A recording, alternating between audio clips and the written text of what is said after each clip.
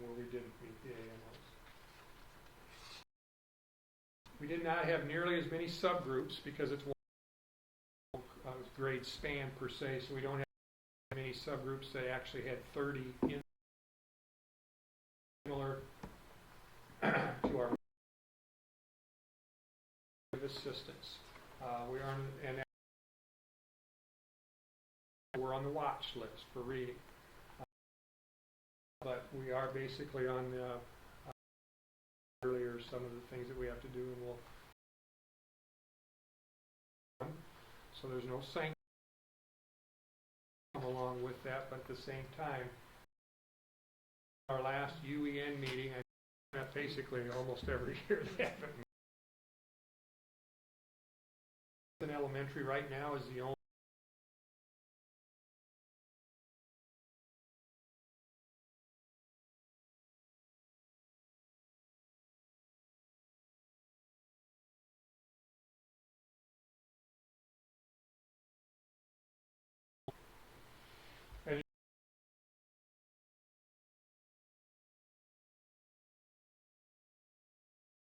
actually do this week.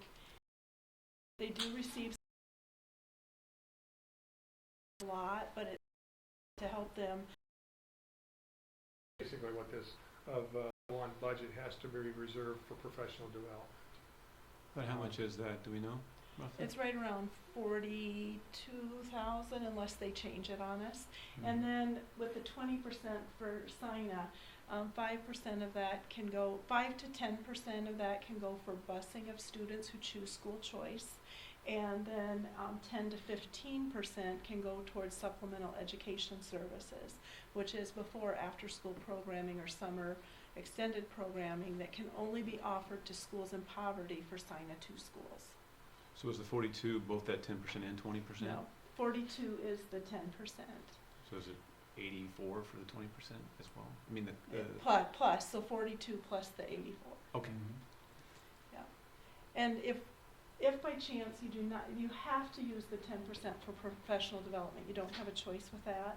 Now, if by chance you don't need all of the 20%, we can waive or fill out a waiver, and then that money goes back into the Title I account, which is great because then it helps to pay teachers. Because right now we can't afford all of the teachers with our Title I budget.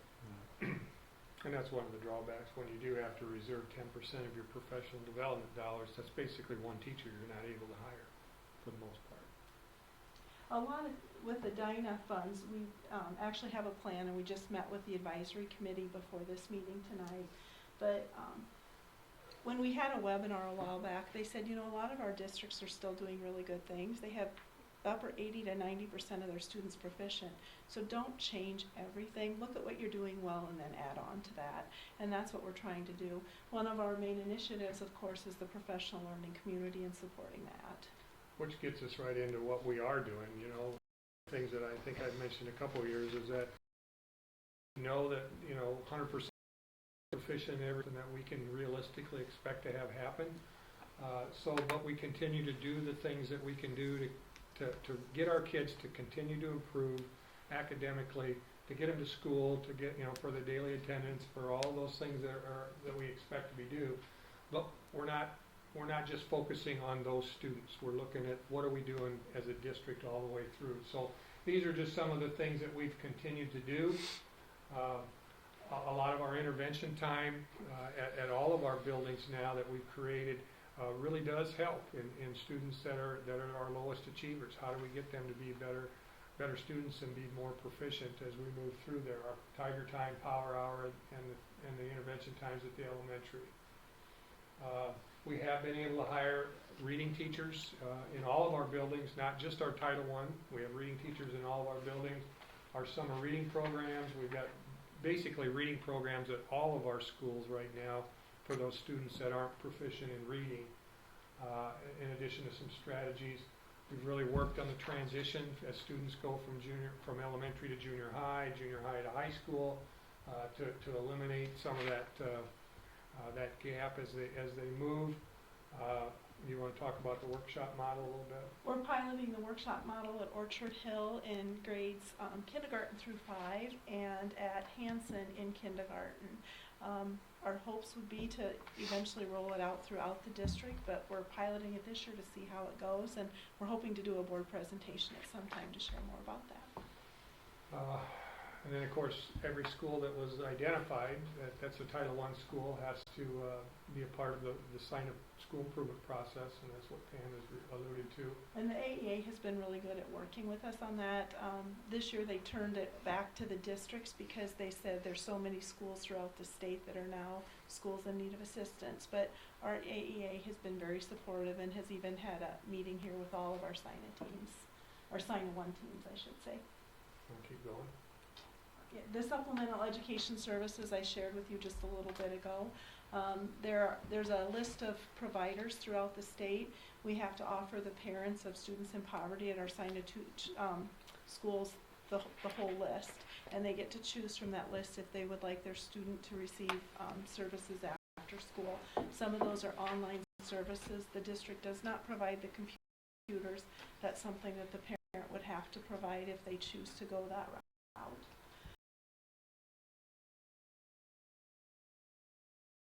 If there are funds available, there is a cap at $850 per student, though, so that student no longer could have those extended assessments. That's 3 times a year. Deficient. Some people say that goes along with the because by 2006, such as special ed or ELL student, there are other categories there they retained in 3rd grade. We've sent some information out to parents just to let them know because it's our current grade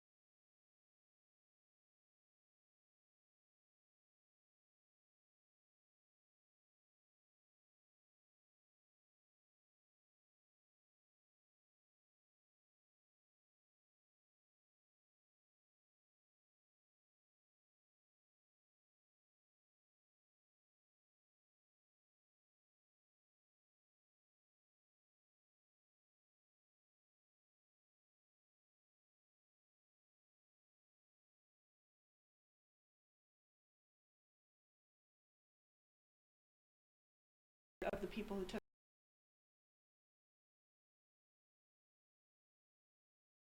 I don't letter other criteria. There's the federal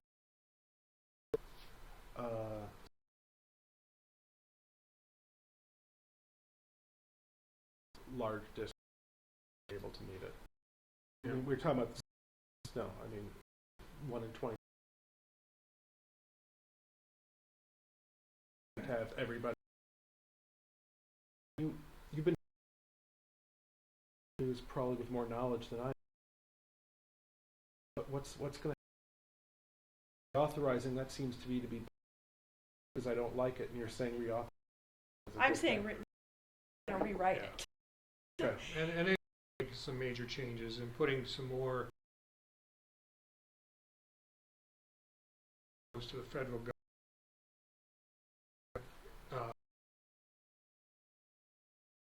Sanctions and so forth. The problem that we have in Iowa is that a number of schools across the nation, number of states across the nation have received waivers from the No Child Left Behind expectations because of some of the requirements they've put on at the federal level to say if you do these things, you qualify for a waiver. So then you don't have any sanctions. A lot of those things include tying your teacher evaluation to student test scores and things like that. Our legislature has chosen not to do that. Mhm. And so, which I think in a lot of ways is the right thing to do. But at the same time, what happens is that then Iowa doesn't get the waiver. So right now, Andy, you probably know better than I do, I want to say it's upward to 30 states or more have the waiver. It's So over 40 it right might now. even be, yeah, it might be 40 or more states have a waiver because of those federal restrictions.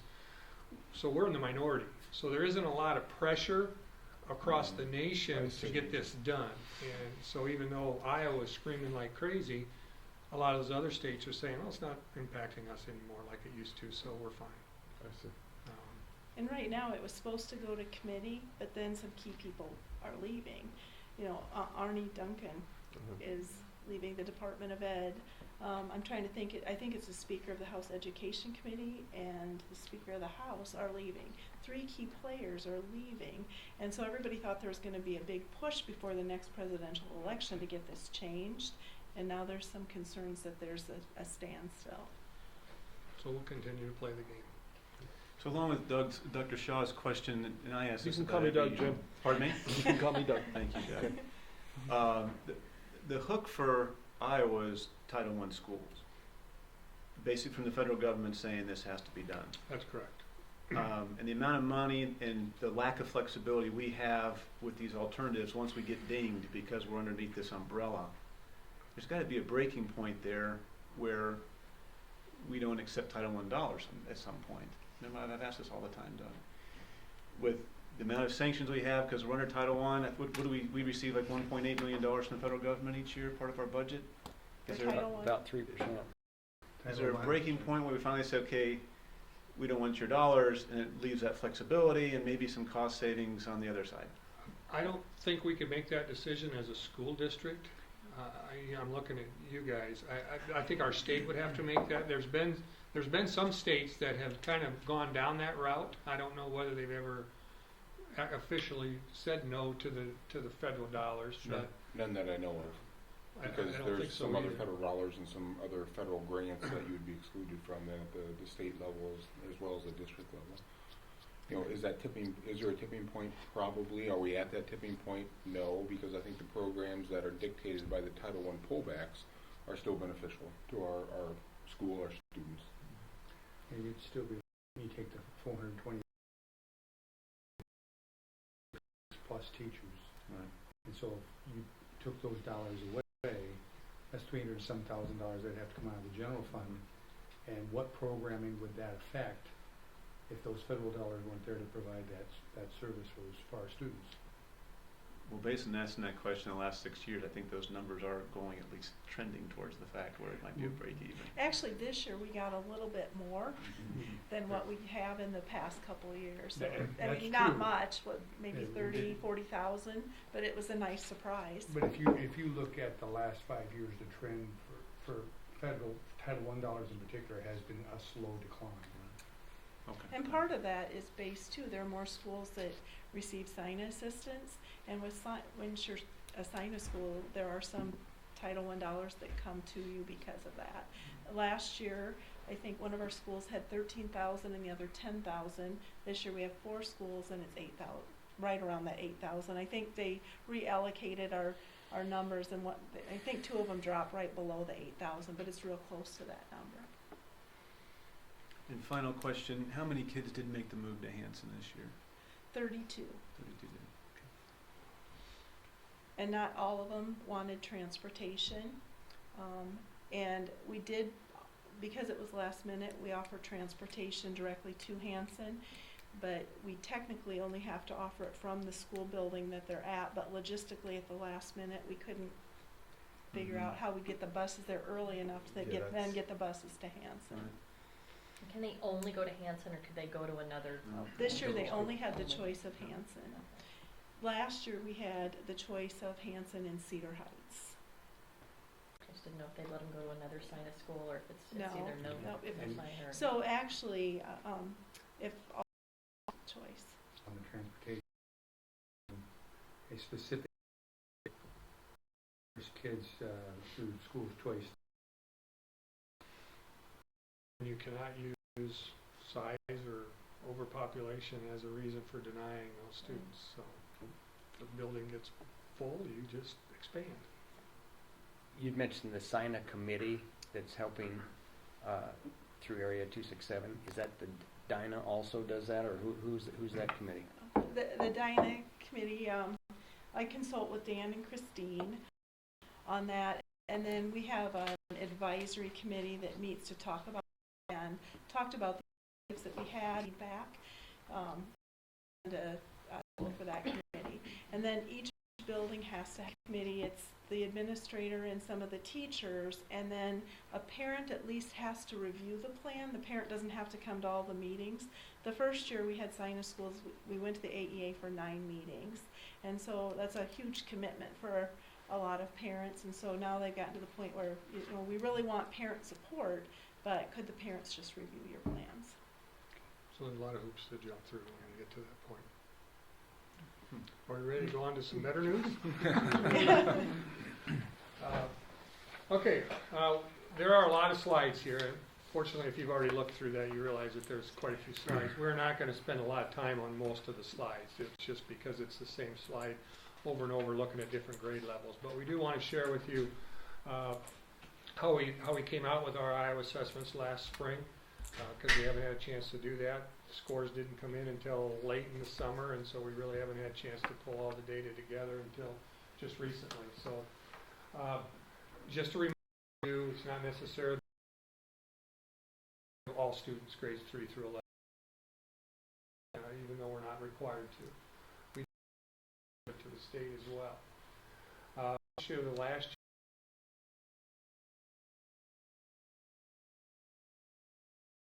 12 to move to spring, and so now we can utilize and things to give it in the fall if you've been around.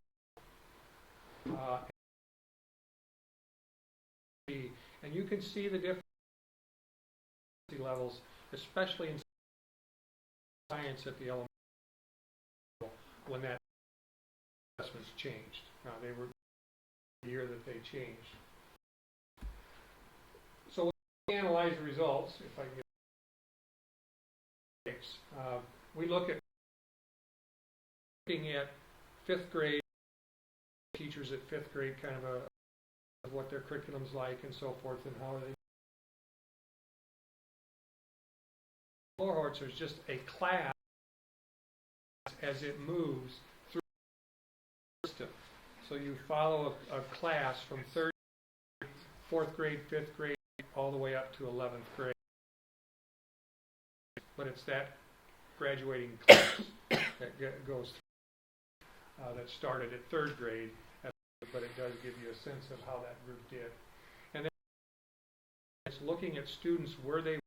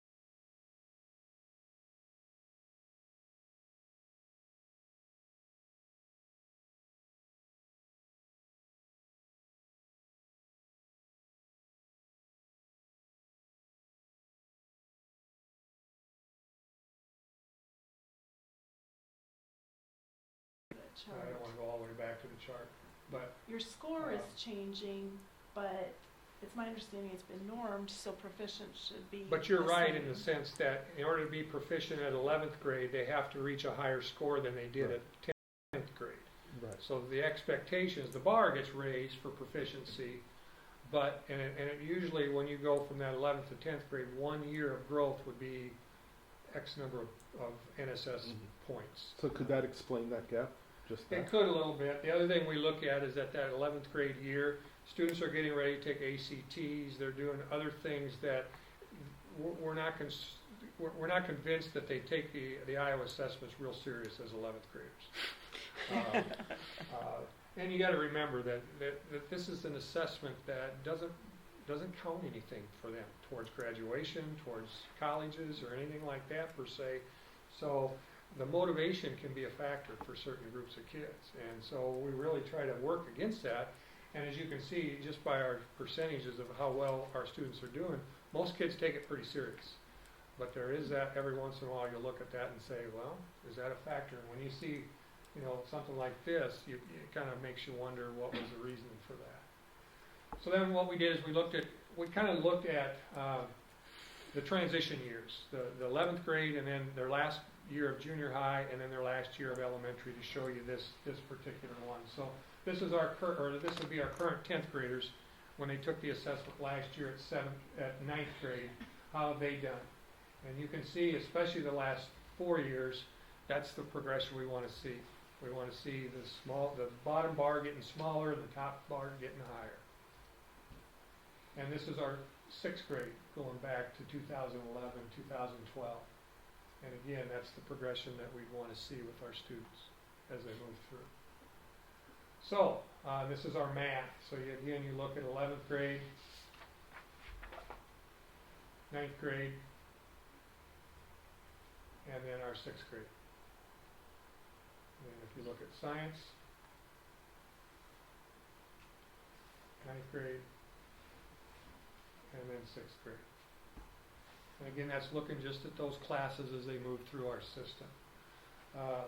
So as we look then at expected growth, and this is what's new this year that we haven't really been analyzing per se. Basically, we're looking at, the state now can they basically put kids in 5 different levels based on how they scored the year before. And then you determine what's growth. So if you look at this, now you got to kind of go back to the old percentile ranks, but the students that are lowest performers were in that 1st to the 10th percentile rank. They call that level 1. And you can kind of look at to see if they're 11th to the 34th percentile, they jump into level 2. 35th to the 65th is level 3. You can see all the way up to that highest level 5 is those students that are in the 90th to the 99th percentile. And so they calculated what scores do they need to be in that particular level, and then what expected growth should we have for those students that are at that level. So then they come up with something that looks like this. This is a little better visual for you. So if I'm a student that as a 3rd grader, my score was a 159, they say as a 4th grader, we expect that student to get at least a 170. That's the expected growth for that student. And you can see if they're staying that bottom level, what their expected growth would be year in and year out until they're an 11th grader. The problem with just looking at expected growth only and celebrating the fact that you made expected growth is that student that was in the level 1 as a 3rd grader is still in level 1 as an 11th grader. And that's not where we want them to be. We want them to move out of that level up to the next level, and then the next level, and the next level. Can you go So- back one, Dan? Yeah, so I just wanted to point out, so if you look at that from 3rd to 4th, the expected growth on the 1st to 10th percentile rank is only a 7.5. But we know if they grow that they will never be proficient. So we need to make sure that they're making those larger gains. And a couple weeks ago, we had Joe Kramer from the AEA come in and talk to our principal. And you can actually do a spreadsheet and kind of calculate, that we took all of our kids and you could break them down into the different percentile ranks, and we could look at what their average NSS for the group was. So group 1, you could see, are they gaining like 30 or 40 points? We really hope they are, because at 0.5, they'll never make it where they need to be. The other thing that this does, though, is it raises the bar for the kids that are at the higher levels. So when you look at the expected growth of kids in this 99th percentile, and then you compare that to what the expected growth is for those students that were in the lower levels, it's much more. We're expecting more of our students at at that level than we would of a student that's been struggling. So you really want to look at both. You don't want to just say, well, you made expected growth, so good job. You really want to say, we got to go beyond expected growth if you're in those lower bands. And as we look at some of this data, you'll see there's two ways that we can look at this. One of them is just to say, what's the average growth of every kid that's in that particular level? This is one way to look at it. So if you look at that lowest level, you can see we had 6 kids in 7th grade, moving from 7th grade to 8th grade that were in that level. All right? Number one, that's pretty good to only have 6 students that's in that lowest level. 6 or 5? 6 down below. Okay. So you have the expected growth for those students was 5 points, 5 NSS points. Our average of those 6 was 29. So our average was a lot higher than that. The problem again with looking at that is that you're only talking 6 kids. So 1 or 2 kids could have really scored high, and it's going to skew your average. So you can't just look at this data, even though it looks good, and when you see the expected growth, and you see how well we grew, especially in the lower bands, we're making much more growth than what is expected with those students. When we get to the upper levels, though, the expected growth, we're not quite, we're just about right there. So we're only making expected growth. We're not exceeding expected growth. So looking at the average NSS growth is one way to look at the data, but what's really important for us to look at, and what we're really spending our time looking at, is what did those individual students do? How many actually grew what they needed to grow or exceeded that? And so now you look at that 6 kids down below, well, all 6 of them made expected growth. So that was good. And they all, since we were at an average was 29 points, all of them probably grew more than expected growth. But here's when it starts getting up into our highest achieving students.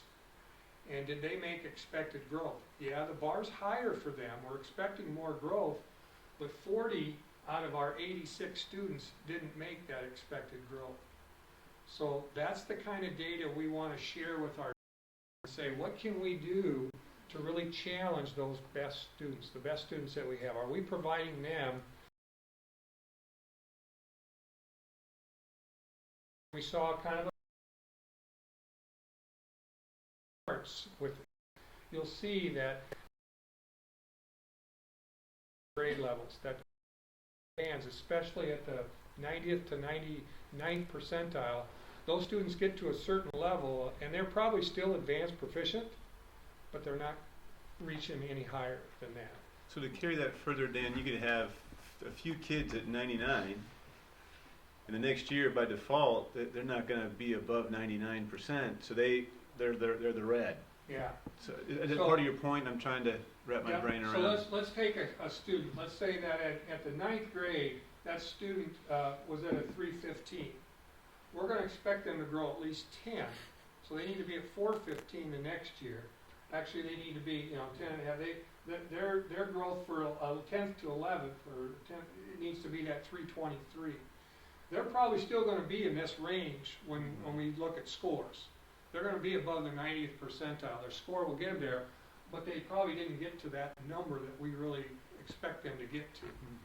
And so, what are the factors for that? Now, the other thing is it's one assessment that you wonder, how motivated are kids to do it and those kinds of things. But it can be a pattern for us because we know that our kids are trying their best on these assessments for the most part.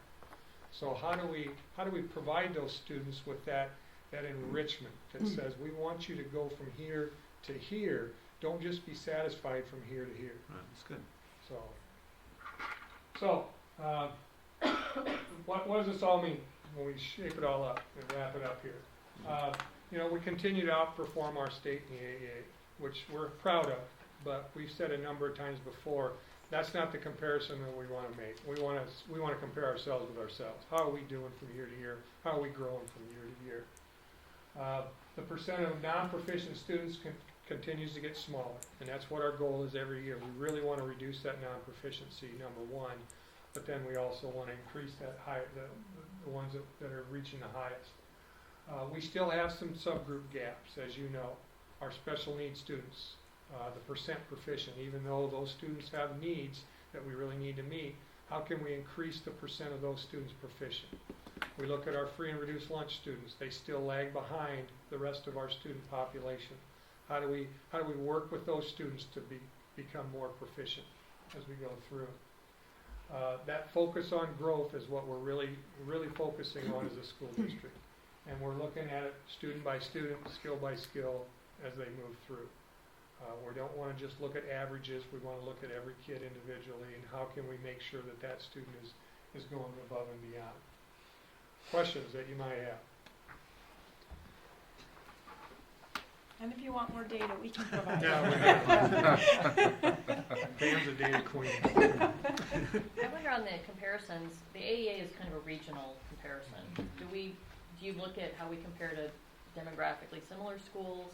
Like We do. Johnson. Yeah, and we usually compare the same data, and I think some of that we included in your notebooks when we were looking at that, when we compare with, didn't we do the, No, we Five didn't do up, the five comparisons. down, No, we sometimes. didn't do that, but we compare very favorable. You know, the district that typically outperforms us a little bit is Johnston, but we, you know, favorably compare to the Ames and the community colleges, but those are the ones we really want to benchmark the metric against. But no, I didn't include that data. that's right. I have the data, I just didn't include the data. What we do. We try to look at comparisons, a lot of different comparisons. But again, it boils down to how are our kids doing and how can we get them to do better the next year. That's really what we measure our success as is the growth piece. We also want to check correlations between this and, like, for us it'll be the FAST assessment. We haven't done that yet, but you know, what is the correlation and how close are we? And I'm assuming you keep an eye on the data you're seeing now. What I appreciated was you mentioned, I think it was the math, geometry, 5th grade, all of a sudden dipped. And so you can go back 4-3-2 and actually go through the curriculum. I'm assuming you keep track of that the next year, say, oh, maybe what we're doing is making a difference. Of course, there's probably some other area that just, you know, there's ebb and flow to it. And actually, one of the things that I did this year that I'd like to do every year, but it's really time consuming, is I went through the Iowa assessments and I looked at where we were different from the national percent proficient, if we were lower than them. And if any of the schools was, I put the score in red and then I put all the other 5 elementaries. Because if we have 3 or 4 schools that are missing Mhm. an area, then to me that says that might be a district issue. If it's one school, then maybe that's something we need to sit down with at the building level and look, maybe what are we doing, or what are the other schools doing that they might be able to help us with. Perfect. And the Iowa assessments do provide an item analysis, so you can really dig down and see where our students doing well, and which questions on the assessment did they not do very well. And I know our collaborative teams look at that quite a bit and say, okay, our kids are struggling with this. How do we incorporate more of that within our curriculum? They break it down so we can compare where we are with the nation. We can also compare it to the system. So like if I was at building A and we had 25% proficient, as a system we were at 78% proficient, that tells me that maybe at our building we need to look at something different. And so do they take what you just indicated, Dan, and do they then sort of go backwards with the assessment itself? In other words, if the assessment's given and you could have a problematic group of questions being an implausible option or something like that, do they ever go back to the source of that assessment and say, you know, there's about 10 of the 100 questions that just aren't good performing questions? Well, I imagine that they do as a testing company, that they try to look at the validity of that test and, you know, how many students across the nation that took that or that answered that question got it wrong, got it right. Was it the question? Was it the student? Because they'll usually group several questions in a single concept. Right. So you might have a concept, a math concept that has 2 or 3 questions on the assessment that get at that. Right. So if kids are getting 2 out of the 3 right and one of them's always wrong, it might be the question. Right. So, but Good. we don't try to get into that, because, Sometimes it's vocabulary as well. Yeah. Sometimes it's the actual content, sometimes it's vocabulary. It could be a lot of different factors, so you really dig into the question to figure out what the gap could be. This year, there were 3 questions. It happened to be both on the 4th grade and 5th grade assessment, and those were weak areas in both 4th grade and 5th grade for us. Where you have to be real careful, though, is, you know, you don't want to just rewrite the question and say, here it is, because then that's unethical. But we just know that those are areas that we need to focus on. Sure. the other thing to keep in mind is that the assessment's changing. The state is going away from the Iowa assessments and going to the Smarter Balanced assessment. And so we're not even sure yet how much are we going to be able to compare from year to year. They're working on some data that would somehow be able to allow you to correlate how did they do on the Iowa assessment versus the new assessments. But right now, it might be looking at baseline data for the next couple of years after this year. This year is supposedly the last year that we'll be given the Iowa assessments. So we may be having a whole new baseline data to start from. We'll see. With social studies being a part of the curriculum, is there ever any indication they'll add social studies to the testing? Good question. I don't know. I've Right not- now, I haven't heard just anything curious. at the state level that says that they're gonna do that. Actually, just at our UEN meeting the last time, they even talked about the science.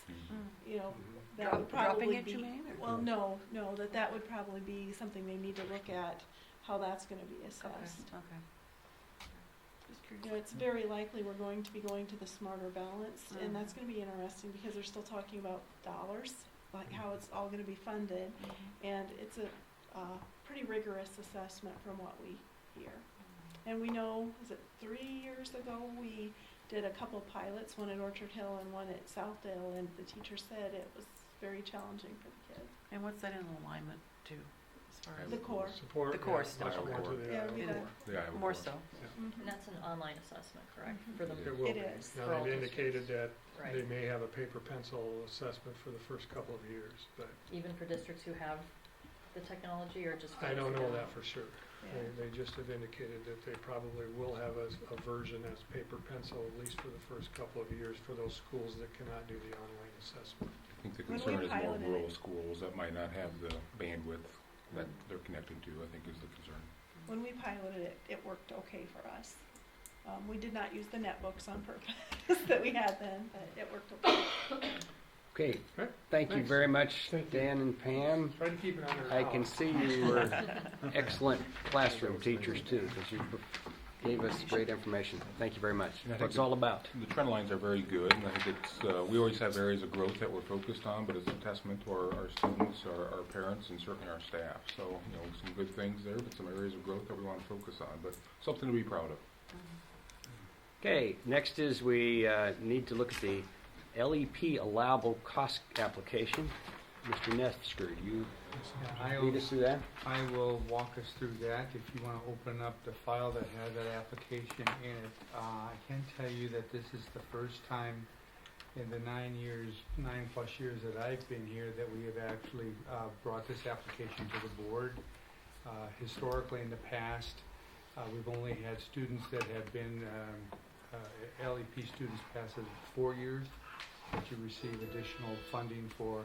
But this is the first time in my tenure that we've had a case where we've had more expenses associated with limited English proficient students than what we've had resources that have been given to us from the Department of Ed and the Iowa legislature. So on the application, you'll see that the total amount that we're requesting is $80,674.62. The form is a little bit confusing, and it might look like we're asking for $200,000, but that's not the case. The $80,674.62 is the actual difference between our actual costs for last school year and the amount of funding that we received from the legislature through the funding formula for those students for last school year. And with that, we would need a motion to have that approved so that we can submit it to the School Budget Review Committee for their approval. I will move. I move that the Board of Directors of the Cedar Falls Community School District approve the application to the School Budget Review Committee for excess limited English proficient LEP student costs in the amount of $80,674.62. Okay, is there a second? Second. Second. Any questions? When will we hear? When will the decision be made? SBRC meeting, I believe, is in January, Okay. or is it December? I think December, actually. December. Yep. So we'll submit that right away. The deadline to submit it is the end of this month, and so we'll submit it tomorrow. And hopefully it'll be on the December meeting.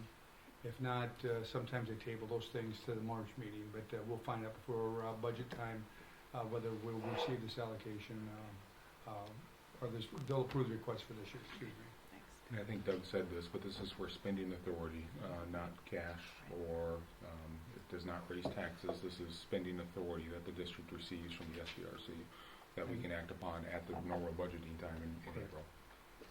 Okay, any other questions?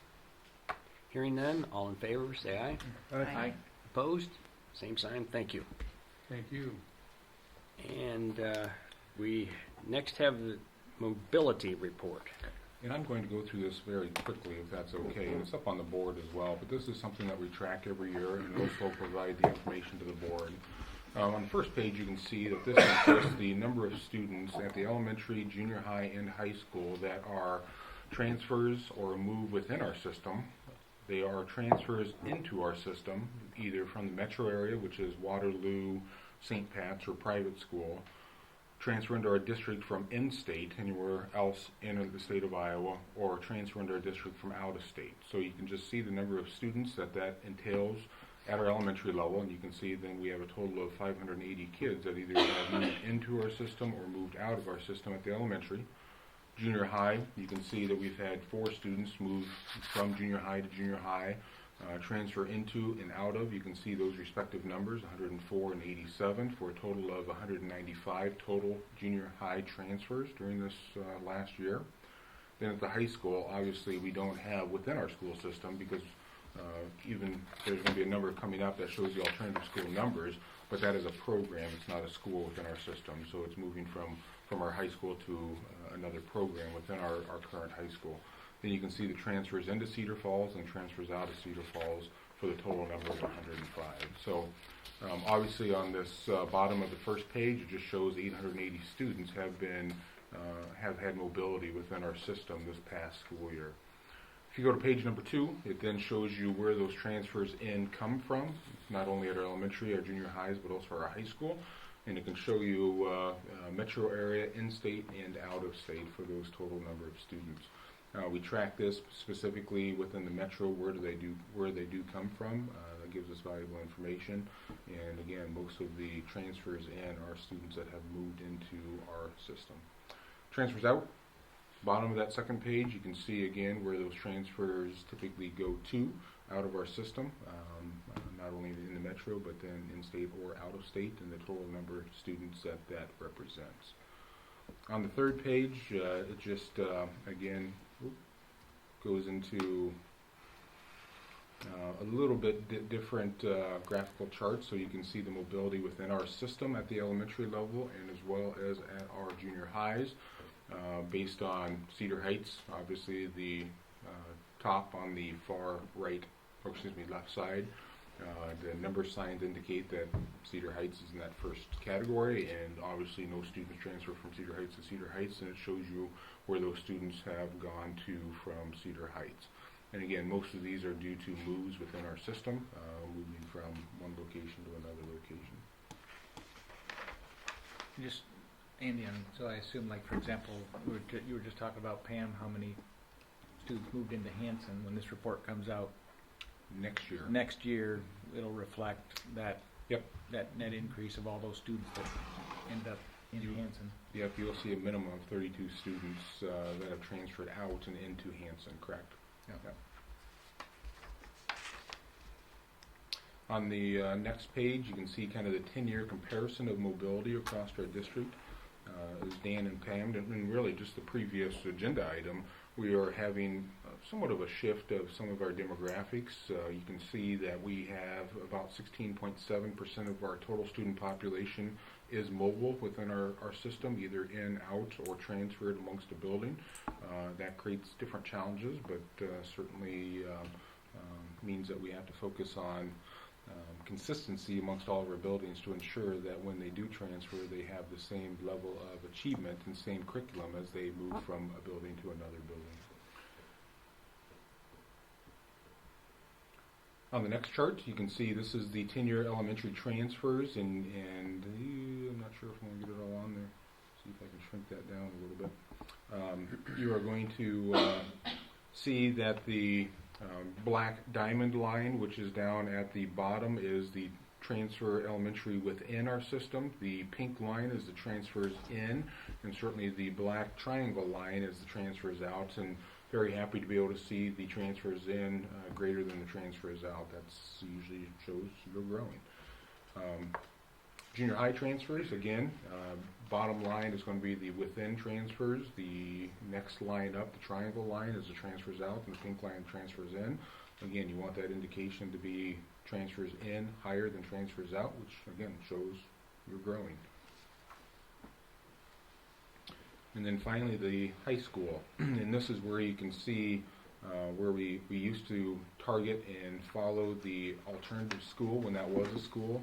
Anymore, that is a program. So you can see the last year we targeted that was when that was a school, and that was 22. Stays and remains fairly consistent along that pathway.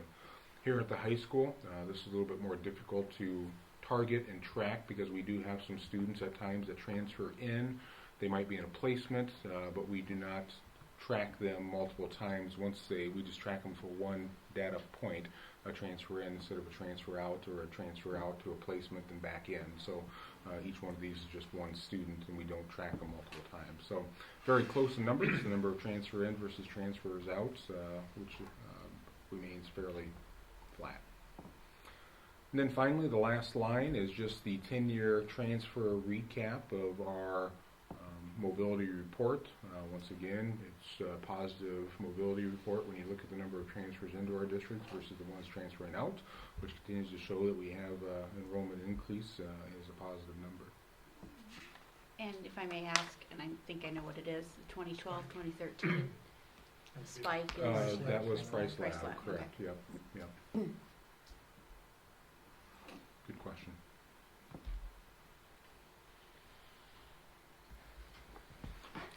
So other questions about the mobility report? And that number is miraculously very similar, 14 to 17%, and but still almost 1 out of every 5, 1 out of every 6.5 probably, that our teachers have new every year in our school. I remember that was one of the most surprising things Yeah. I learned Yeah. about our district. Yep. Is how many kids moved around. We have a lot of mobility. Mm-hmm. Yep. Coming into our district, moving out of our district, or students that move buildings. Mm-hmm. It is surprising. Okay, any other questions on mobility? Okay, moving on to facilities discussion. The last 3 meetings we've discussed our facilities needs and received our notebook last time on prepared to us on the surveys that have been done, and I would open this again for discussion. If you what you think of that the grade alignment process that we've looked at.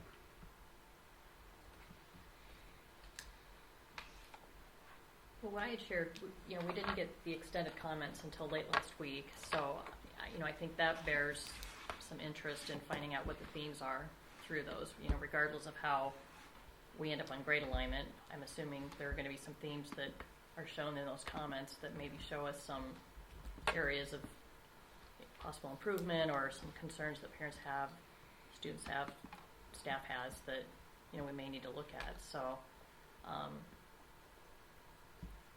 at this point, I guess I'm opting for a longer conversation than to just have received the comments and then just move on at this point, especially not knowing what the focus is going to be. If we're looking at an elementary focus when it comes to the next bond issue, you know, it might make sense to table that at this point, but I don't know that it makes sense to make a definitive long-term decision on that, depending on which way we go. Others? I thought there was a pretty strong indication of, we had the graphs anyway, that most of the people that were surveyed felt that they were happy with the way it was now. They liked the alignment that we have at this point. Jim? I guess my main question would be, looking at those mobility reports, and it was good, and appreciate the feedback that you gave to the board that requested that information.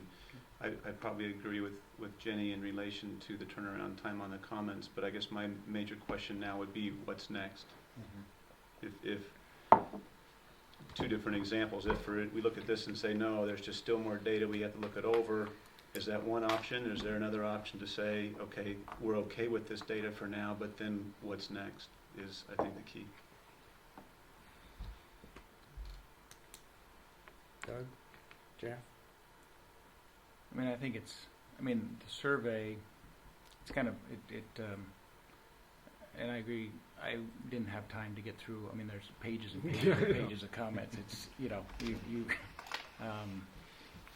I think it's very insightful. It's, you know, I think if we ever do a grade realignment, it would, you know, be something we'd have to consider very carefully. But I really see our pinch point right now in the system is at the elementary level. If we were to consider at some point making it a 4-grade high school, I think that's, that's a decision, unless we were going to try and address the high school at this point, we probably don't need to make a decision at this moment on the high school. I think this is a really interesting data point. Of course, from a statistical standpoint, it's kind of difficult for people. You didn't have anybody whose one child went through a 4-grade high school and another child went through a 3-grade high school and then give a good comparison. It's, I'll speak for, for our family, the system worked well, but that doesn't mean that a 4-grade high school works well. So I think it's interesting data point. I think it's fantastic the time that people took to respond to it. So I think we should give time to ourselves to really absorb all their comments and keep it as an excellent data point going forward. I think the question is next steps, and what do we do with the next steps? And I think this is a kind of a big picture discussion that we need to be able to at least map out where are we heading and what do we think are those parameters as we move forward. And my opinion would be not to narrow down the parameters so narrowly, but to keep them fairly wide as a board and a discussion point.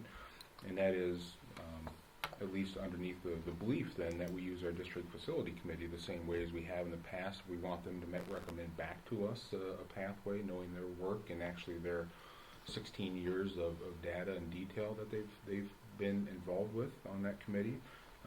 So that's really what I think the board has to deliberate and debate on, is you keep it kind of as a framework, as a big picture discussion to say we want to stay within these parameters, but the parameters are here. We are going to go back to the district facility committee, or are you going to narrow down the parameters to here and then kind of not utilize the district facility committee? And that's ultimately, I think, the question that has to be asked and or answered. Has the district facility committee taken up?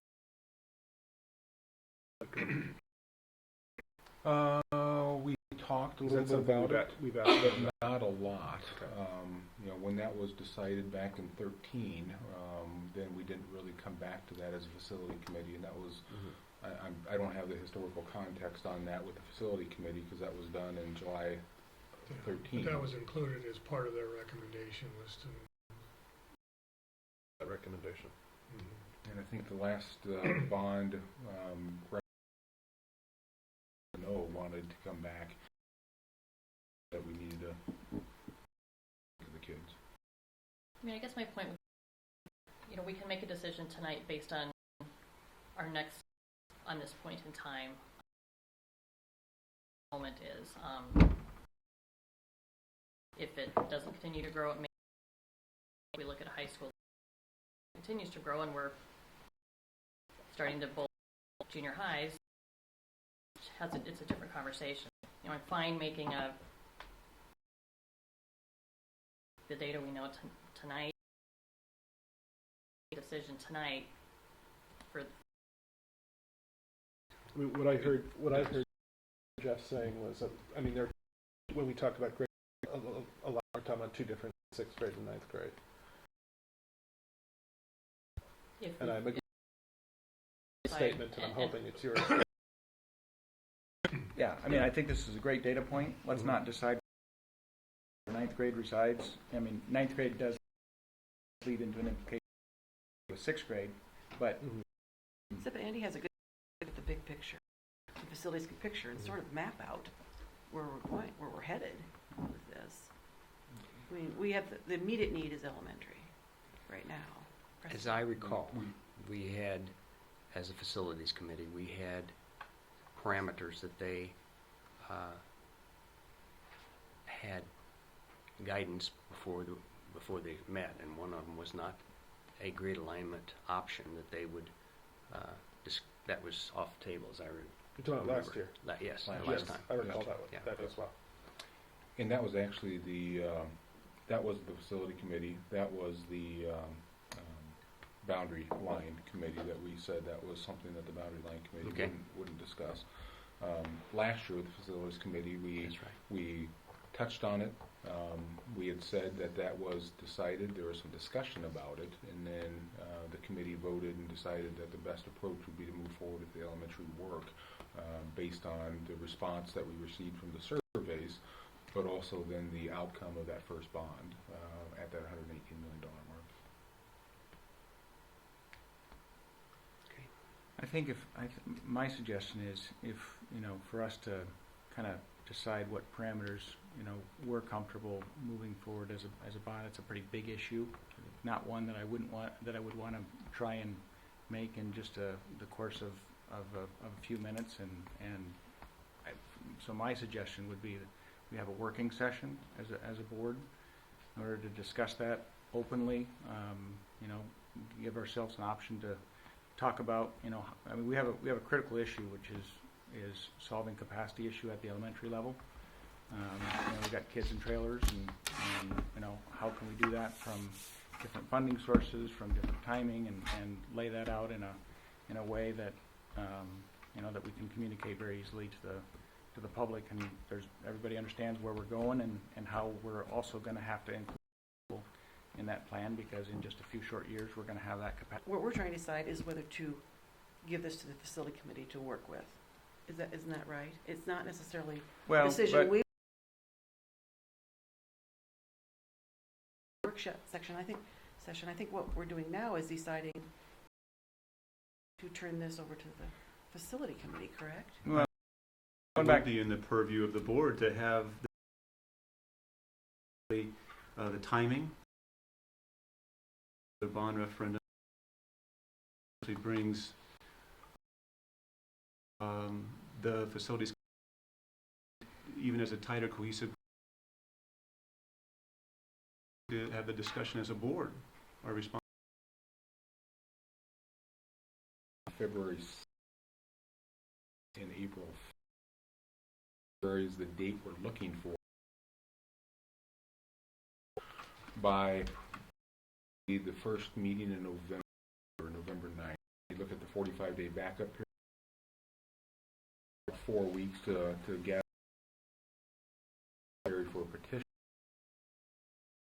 So it depends on when we would want to have, if we do calling of a sake of meeting, not necessarily to gather input. We try to go out 3 weeks with committee meetings. Nature of the so it's going to probably us from the community, and then the petition is delivered to the board.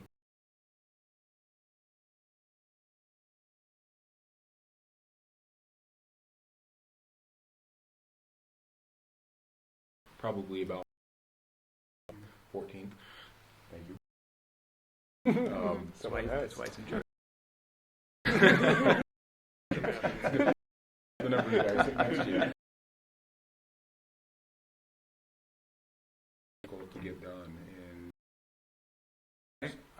sorry, I think this is one of our fundamentals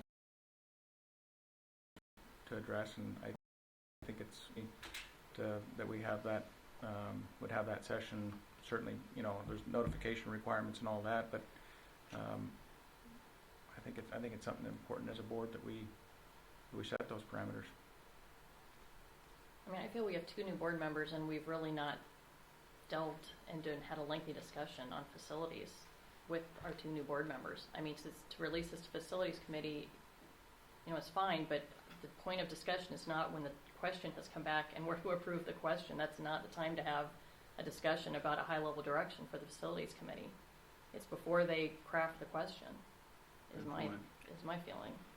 And the one thing I'd hope the board would do is keep that at a high level parameters, because I think that's important. If you narrow it down so much, we might as well not have a facilities committee, because if you specifically state here are the parameters, and the parameters allow you to make one decision within the framework of the facilities concept. I think that's something that might be a little too tight, so you want to keep it open-ended and high level. I think that's important to... You could help me right now, if you could give me an example of what's a high-level parameter. I think talking about that, as we move to the future, having, if we're looking at the elementary scope of work, having the grade alignment question off the table where 6th graders will attend. That's a high-level parameter. Okay. But if you say, we expect that as a facility committee that you are going to look only at I'm just trying to come up with maybe some specifics that would be clear. We're going to only ask you to look at the entryways of Building A, the exterior drop-off and pickup of Building B. That would be low level. That would be probably low level. Okay. And also then make a decision on number of students that we don't want more than 395 kids at Building C. So that's your parameters. Go at it. I think that's probably too confining for the facility committee. I understand what you mean now. Thank you very much. Again, they've been looking at this for 16 years, so they have some good knowledge. Do we have a list of parameters that they used the last time?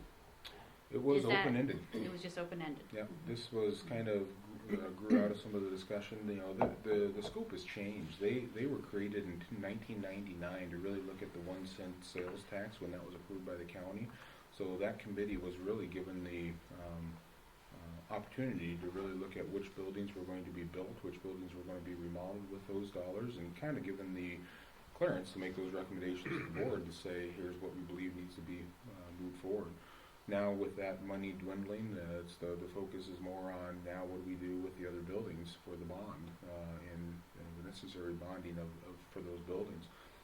They've been kind of given that clearance to make those recommendations to the board based on their previous work. Now that's my 3-year or 2 years and 4 months historical knowledge. Then there's other people in the room that have much more historical knowledge than that. That would be correct. Okay. I didn't say anything wrong. Looks I'm like not a historian. Look at the old guy over here. And remember, when the local option sales tax first came out, the district made a decision that they weren't going to spend ahead.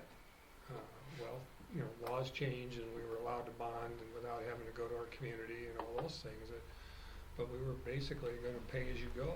So you tried to bank the dollars, and we found out pretty quickly those dollars don't go very far. And when you look across our district, we've done a lot with those dollars up to this point. And part of it is being able to spend ahead. But it's also come at a situation now where we still have a lot of needs and we don't have that capacity to be able to draw on those dollars. Because the big factor was the growth that's taken place the last 5, 6, 7 years That was a outside lot of of that it. purview. A lot of growth. Yeah. Back when this was all done, we weren't probably looking at having new buildings built. We were looking pretty much at renovating the ones we had. Yeah, we've diverted dollars toward the end of the plan simply because of growth. To your last point, Andy, for me personally, with the board we have that has changed, I trust the intent of the board when we get together for that sort of meeting, a work session, to make sure it's kept at a high level. But certainly to be able to convey insights, to convey, again, potential strategies, to convey other aspects, I think that would be pertinent, as opposed to releasing it right now to the facilities committee at such a high level. As Ginny indicated, it would be the chicken versus the egg. What comes first? Is it part of the plan, or do we let them go and we later on change the plan they came to with? Or do we give them some sort of direction, whether it could just be strategy, if that's the decision they make, and then feel more comfortable through that process? I would go for a work session as well. And it sounds like potentially at the expense of 2 months. I think the parts we have to weigh is that will probably mean February will not be on the table, just so the board understands that. That would be one of those, and again, you're always positive or negative, unintended consequences. Yeah, when that meeting will be, and that meeting. And if that's the case, then the bond would pass in April. How does that affect the long-term process then for kids? I mean, for space? Well, It backs everything up a year. Max it up A year. about a year. That's roughly, what I wondered. just by the time you look at the timing. I mean, it And just it would back it up a year if it passed in February.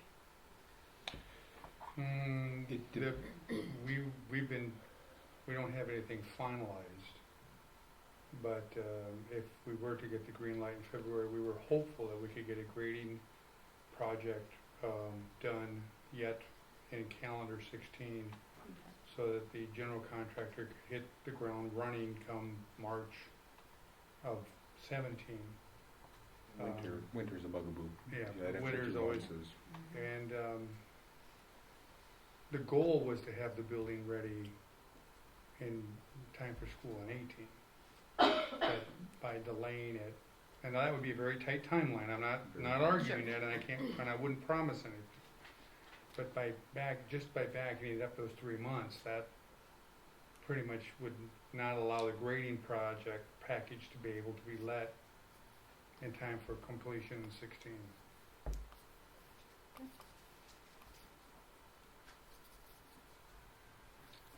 Good news is we're in the situation because we're growing. Very exciting opportunity. We know that we had 144 students growth this year, and another 175 in seat count that grew. So it's a good opportunity. I think if you're at the paper, there's a lot of districts that are shrinking around us. So it's much better to be in this position to talk about what we're going to do as we strategically plan to add spaces for students for the right reasons for the educational benefit, than talking about how we're going to decline and how we're going to retract some spending. So this is a good problem to have. I think ultimately we have to ask some essential questions as we move forward, and what I heard was that we want to make sure our facility committee is still a very much active part of this process. You're looking to provide some high-level guidance for the facility committee through this process. And I think we need to make sure that we just have that understanding that we more than likely would be looking at an April date for a bond at the earliest, going through this process. Is that fair? The bond is driven by the facilities committee as the leaders and the ones that participate in the promotion. It's not a board-driven promotion. Is my information, and in successful bond passings in other districts, it's not a. It is a committee and facilities committee.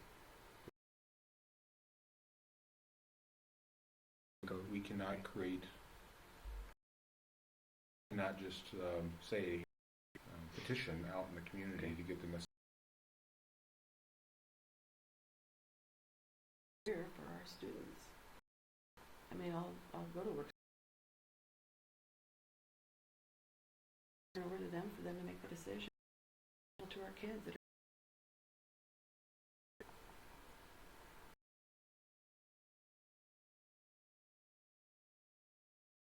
are out there, but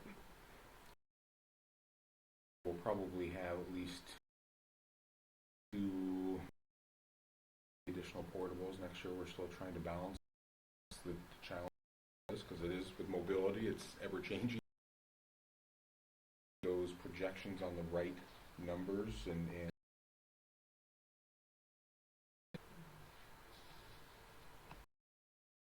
Part of those guidelines, as part of strategy, as part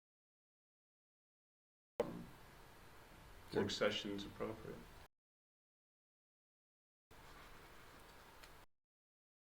At a high level, I think we can have a good. I think there's more basically talking specifically facilities, and then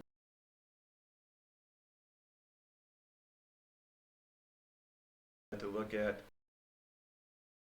district, then work session is very appropriate to have that communication.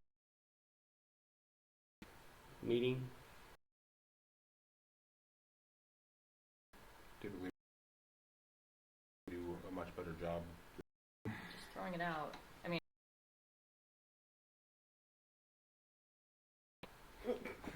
I'm looking at my evening. Discuss it this, what would we need to discuss?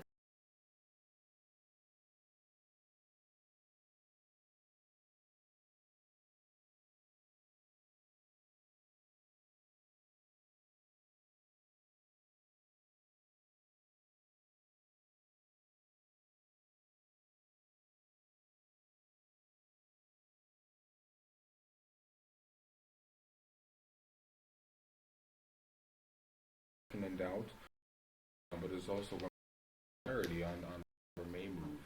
You know, as I said,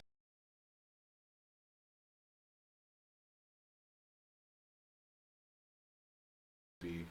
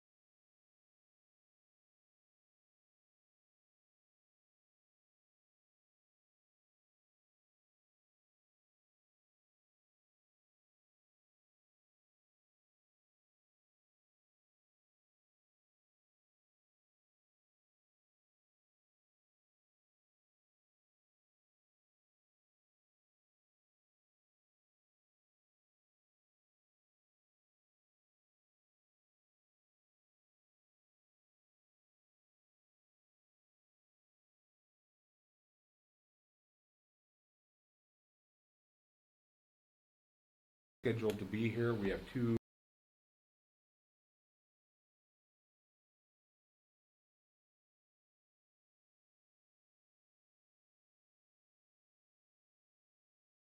for as a district. That I would mention is November 12th is our festival. I'd encourage, if possible, all board members to. We do remarkable things in our district for kids, and you're going to see that STEM festival, every building represented. Directors are involved with that, as well as the organizing committee. The kids involved in activities that based on the booths and the Tuesday night. And we're planning on meeting dinner that night, or what's the plan that night? that's the hope. The